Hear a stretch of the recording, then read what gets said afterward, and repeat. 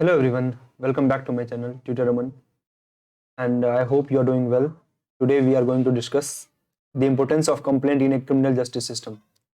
इस लेक्चर के अंदर हम डिस्कस करने वाले हैं जो कंप्लेंट फाइल की जाती है पुलिस स्टेशन के अंदर, उसका क्या इंपॉर्टेंस होता है और क्रिमिनल जस्टिस के अंदर, और कैसे कंप्लेंट का एक प्रॉपर रोल होता है ट्रायल के दौरान और जस्टिस मिलने के पूरे प्रोसेस में। तो इसको हम पूरी तरीके से डिस्कस करने वाले हैं। और अगर आपने प्रीवियस के वीडियोस नहीं चेक किए हैं कि how to file an FIR, what is the features of trials, तो आप ऊपर दिए गए आई बटन पर जाकर क्लिक कर सकते हैं, वहाँ आपको सारी वीडियोस इससे रिलेटेड वीडियोस मिल जाएंगी। So let's begin. What is the meaning of complaint in CGS? Complaint का क्रिमिनल जस्टिस सिस्टम के अंदर क्या मतलब क्या होता है? बेसिकली कंप्लेंट होता क्या है, कंप्लेंट का क्या रोल है, हम इसको देखने की कोशिश करेंगे। तो कंप्लेंट का सीधा मतलब होता है कि कोई इंसान अपने प्रॉब्लम्स को बता रहा होता है, एक्सप्रेस कर रहा होता है, टू स्टेट सर्टेन थिंग्स और फैक्ट। कोई चीज़ को बताने के लिए या फिर किसी चीज़ को उजागर करने के लिए भी कंप्लेंट किया जाता है कि कोई इंसान कॉन्स्टेंटली कुछ गलत काम कर रहा है, तो उस केसेस के अंदर भी कंप्लेंट किए जाते हैं। या फिर कोई इंसान किसी के साथ पर्टिकुलरली इंडिविजुअली कोई कुछ गलत काम कर रहा है, तो भी उसको कंप्लेंट करके उस चीज़ को सॉल्व करने की कोशिश की जाती है। तो कंप्लेंट का बेसिकली सिंपल सा मतलब होता है टू एक्सप्रेस योर ग्रेवियंस, अपने पीड़ा को व्यक्त करते हैं हम किसी फॉर्म में। और बेसिकली ये पूरे सिस्टम के सामने होता है। और जो पूरा क्रिमिनल जस्टिस सिस्टम है उसका बेस कहीं ना कहीं कंप्लेंट और एफआईआर ही होता है। ठीक है, कोई भी क्रिमिनल प्रोसीडिंग स्टार्ट होने से पहले कंप्लेंट और एफआईआर कोई से ही स्टार्ट किया जाता है, उसी की बेसिस पर पूरा केस खड़ा होता है। इसको इसलिए भी ये इंपॉर्टेंट हो जाता है। Any person who has certain kind of grievance to some fact, condition, state of affairs etcetera may put a complaint to this SHO within the local police station, right?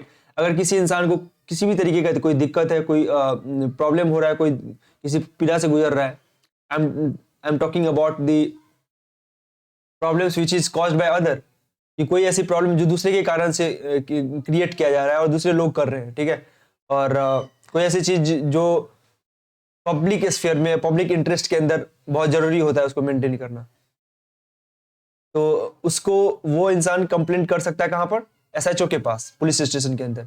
इस प्रोसेस में कोई भी इंसान अपने grievance को जो है, अपने फैक्ट को, अपने कंडीशन को, अपने स्टेट ऑफ अफेयर्स को, जो वहाँ पे जो कुछ भी चल रहा होता है उसको एसएचओ को बता सकता है पुलिस स्टेशन के अंदर।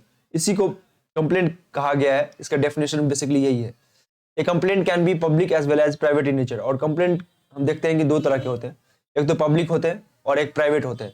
मतलब आप सोच रहे होंगे कि ये प्राइवेट कंप्लेंट का होता है, मतलब ऐसा तो नहीं है कि कहीं पुलिस स्टेशन को पर्सनली कुछ प्राइवेटली जाकर कान में कुछ बोल दिया जाए, नहीं, ऐसा नहीं है।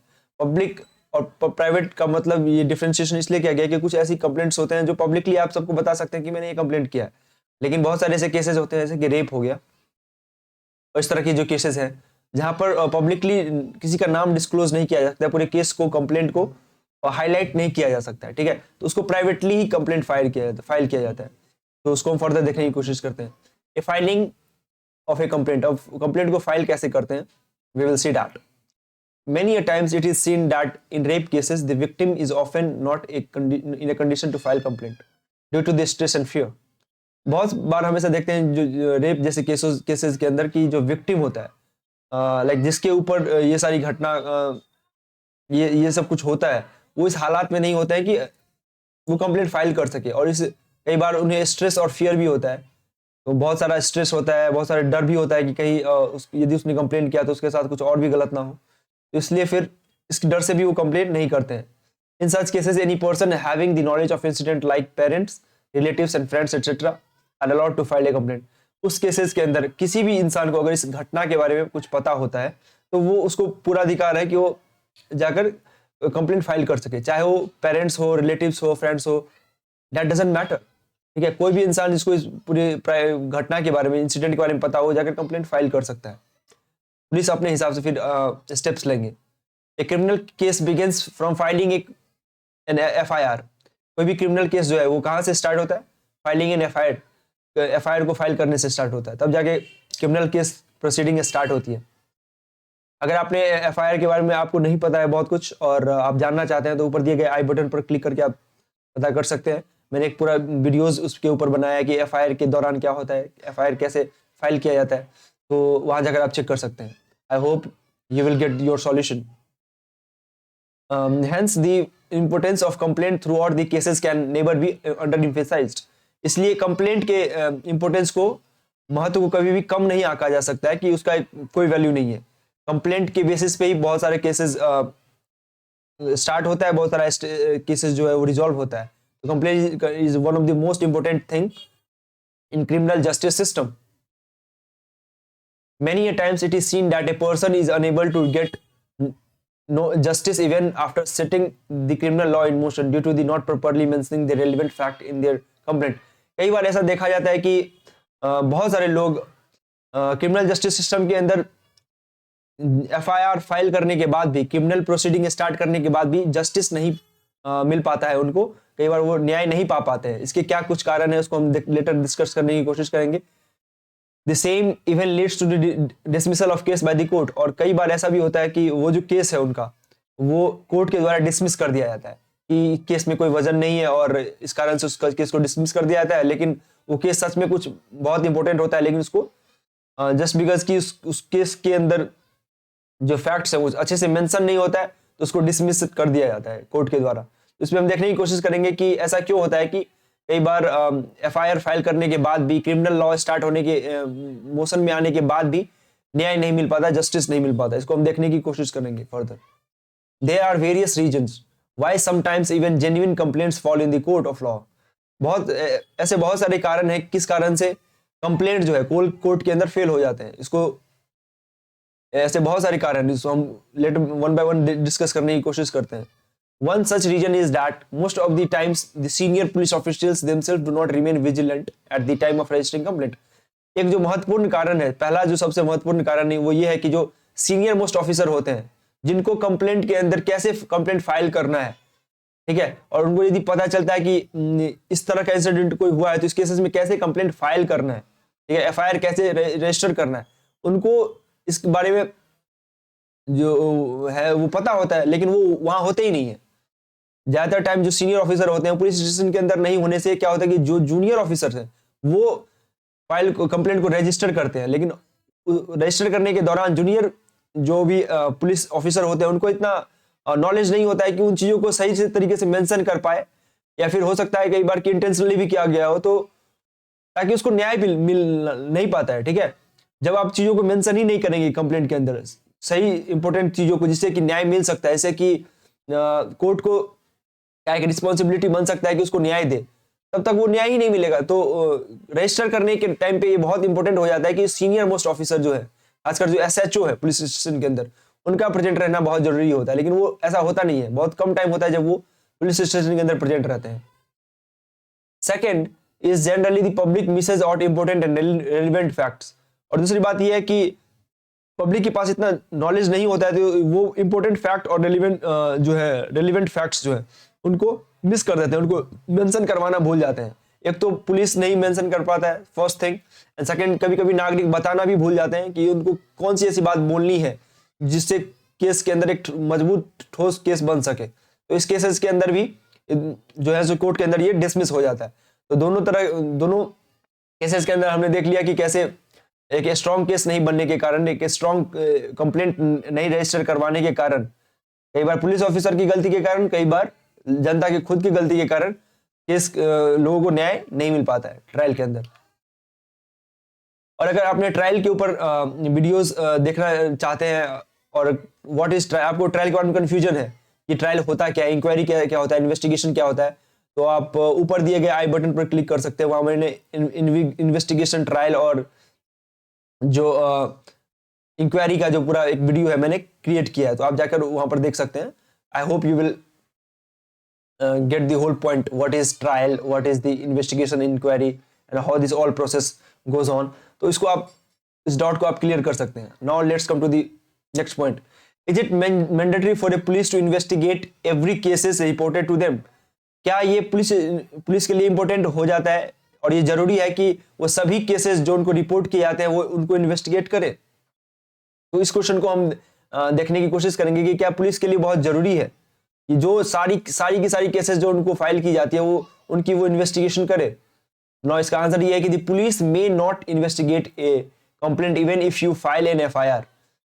जरूरी नहीं है कि आपने एफआईआर फाइल कर दिया है तो पुलिस उसको इन्वेस्टिगेट करेगी ही करेगी। बहुत सारे केसेस में पुलिस इन्वेस्टिगेट नहीं कर सकती है जब उनको लगेगा the case is not serious in nature.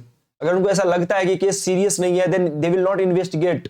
उनको पता है कि ये नॉर्मल सा केसेस है और इसके अंदर एक ट्रायल के अंदर ही अपने आप सब ठीक हो जाएगा और अपने आप ही चीजें बाहर आ जाएंगी, तो इसको इसमें कुछ ज्यादा करने की जरूरत नहीं है।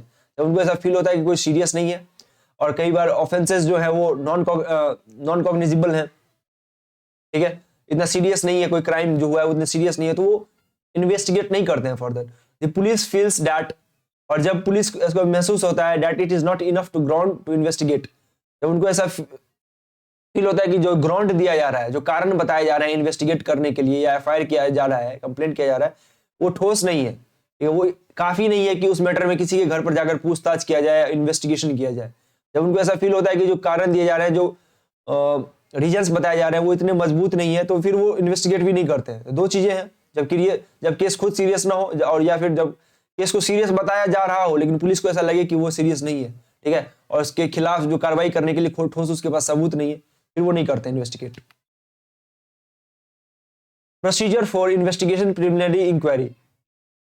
शुरुआती इंक्वायरी के दौर में क्या क्या प्रोसीजर्स होते हैं इन्वेस्टिगेशन के, उसको हम देखने की कोशिश करेंगे कि शुरुआती जो दौर होता है इंक्वायरी करने का, पूछताछ करने का, उसके दौरान इन्वेस्टिगेशन के लिए क्या प्रोसीजर है, इन्वेस्टिगेशन किस तरीके से किया जाता है, इसको देखने की कोशिश करेंगे। If from information received or otherwise the police officer in charge of a police station has a reason to suspect the commission of offence which he had empowered under section 156 to investigate, he will further send report to the magistrate upon police report shall proceed in person। ठीक है, कहने का मतलब ये है कि अगर police को कुछ सस्पेक्ट लगता है, कोई ऐसा कारण मिलता है कि सस्पिशन बढ़ता है कि कमीशन ऑफ एन ऑफेंस, कि कोई ऑफेंस जो है वो कमिट किया गया है, कोई सचमुच कोई कमीशन हुआ है किसी ऑफेंस का, कोई गलती किया गया है या फिर कोई बहुत बड़ा ऑफेंस हुआ है, then he empowered under section 156, section 156 के अनुसार, सीआरपीसी के सेक्शन 150 के अनुसार वो इन्वेस्टिगेट कर सकते हैं। एंड ही विल रिपोर्ट, ठीक है, and he will report the further to the magistrate, और उसके बाद वो जो भी इन्वेस्टिगेट करने के बाद जो भी एक फाइल बनता है उसको मजिस्ट्रेट के पास सेंड कर सकते हैं, पुलिस रिपोर्ट को, and self proceed in person, और या फिर वो पर्सन मतलब वो खुद भी जाकर इन्वेस्टिगेट कर सकते हैं, देख सकते हैं कि वहां पर हुआ क्या था, या तो किसी को डिप्यूट कर दे वहां पे कि ये इन्वेस्टिगेट करो और फिर फर्दर रिपोर्ट को मजिस्ट्रेट के पास सेंड कर दे, या फिर खुद ही प्रोसीड इन पर्सन, खुद जाकर वहां देखे कि क्या हुआ है और लोगों से पूछताछ करे। तो दो चीजें हैं, अगर पुलिस को ऐसा लगता है कि कोई कमीशन हुआ है ऑफेंस का, कोई घटना हुई है, तो वो खुद भी जा सकते हैं सेक्शन 156 के अंदर, ठीक है, या फिर वो दूसरे को इन्वेस्टिगेट करने के लिए भेज सकते हैं और फिर रिपोर्ट को मजिस्ट्रेट के पास सेंड कर सकते हैं। The state government may by general order or special order prescribe in this behalf to proceed to take measures in discovery and provided that, और इस केस के अंदर जो स्टेट गवर्नमेंट है वो जनरल ऑर्डर देकर या स्पेशल ऑर्डर देकर इस केसेस के बिहाफ में कुछ जो पूछताछ है उसके बारे में बता सकती है पुलिस को कि क्या करना है। When information as to the commission of any such offence is given against the person by name, the officer in charge of police station need not proceed in person or depute a subordinate person to make investigation on the spot। अगर जो commission जो offence का जो complaint आ रहा होता है वो किसी पर्टिकुलर आदमी के नाम से आ रहा होता है कि इस इंसान ने ऐसा कोई घटना कर दिया है, तब तो वो पुलिस ऑफिसर जो है, सीनियर पुलिस ऑफिसर, वो अपने जूनियर को भी सेंड कर सकते हैं, सबऑर्डिनेट ऑफिसर को सेंड कर सकते हैं कि जाओ स्पॉट पर जाकर चेक करो कि क्या हुआ है, ठीक है, और वो खुद नहीं आ सकते हैं। लेकिन अगर कोई कुछ क्लियर नहीं है, अगर किसी आदमी का नाम नहीं आया है अभी तक कि किसने ऑफेंस को कमिट किया है, ठीक है, और किसने ये सब कुछ किया है, तो खुद जाकर इन्वेस्टिगेट कर सकते हैं ताकि पता चल सके। दो चीजें हैं कि अगर नाम क्लियर है कि इस इंसान के ऊपर एक्यूजिशन है कि इसने कोई क्राइम किया है, तो वो जूनियर ऑफिसर को भेज सकते हैं, हो सकता है कि वो उनको अरेस्ट करे और फिर फर्दर इन्वेस्टिगेट करे, या फिर वो अगर नाम कोई क्लियर नहीं है कि किसने ये ऑफेंस कमिट किया है, तो वो खुद जाकर पूछताछ करके लोगों को से पता करेगी किसने ये क्राइम किया है, ठीक है। If it appear to the officer in charge of a police station that there is no sufficient ground for entering into investigation, he shall not investigate the case, ठीक है। अगर पुलिस ऑफिसर इंचार्ज को ऐसा लगता है, police station में जो police officer in charge है उनको लगता है कि कोई सफिशिएंट ग्राउंड नहीं है इन्वेस्टिगेट किया जाए, तो इवन कि स्टेट का ऑर्डर होता है, स्टेट गवर्नमेंट का ऑर्डर होता है कि आप इन्वेस्टिगेट कीजिए, फिर भी वो इन्वेस्टिगेट नहीं कर सकते हैं। उनके पास एक प्रॉपर लीगल राइट होता है कि अगर उनको ये लगता है कि सफिशिएंट ग्राउंड नहीं है, फिर वो इन्वेस्टिगेट नहीं कर सकते हैं। तो that's it about the complaint, and I hope that you guys would understand this whole lecture, and if you did, please इसको हमने देख लिया, ठीक है। अब हम आगे देखने की कोशिश करते हैं। कहने का मतलब ये है कि अगर स्टेट गवर्नमेंट का कोई ऐसा ऑर्डर आता है, जनरल ऑर्डर है, स्पेशल ऑर्डर, की इस पे इन्वेस्टिगेट कीजिए, अगर वो इन्वेस्टिगेट कर भी रहे होते हैं और उनको ऐसा लग सकता है कि केस कोई मजबूत नहीं है और कोई ऐसा सस्पेक्ट या सबूत नहीं है उनके पास, तो फिर वो नहीं कर सकते हैं इसको इन्वेस्टिगेट। और इस कारण ये जो पूरा प्रोसेस है, इसमें जो ऑफिसर इंचार्ज है वो ये रीजन दे सकते हैं कि क्यों नहीं उन्होंने इन्वेस्टिगेशन को क्यों नहीं कंप्लीट किया, उन्होंने क्यों इन्वेस्टिगेट नहीं किया। तो वो ये रीजन दे सकते हैं कि उनके पास कोई ठोस सबूत नहीं था जिसके आधार पर वो इन्वेस्टिगेट कर सके। तो डेट्स इट फॉर टुडे। और आज हमने जाना कि कंप्लेंट्स क्या होता है, इसको हम फाइल कैसे करते हैं, इसका क्या इंपॉर्टेंस है और ट्रायल के अंदर इसके क्या वैल्यूज़ हैं, और इन सभी चीज़ों को हमने देखने की कोशिश की। एंड आई होप कि मैंने इस लेक्चर को बहुत अच्छे से कवर किया। And if you really understand this video, please like, share and subscribe. Thank you.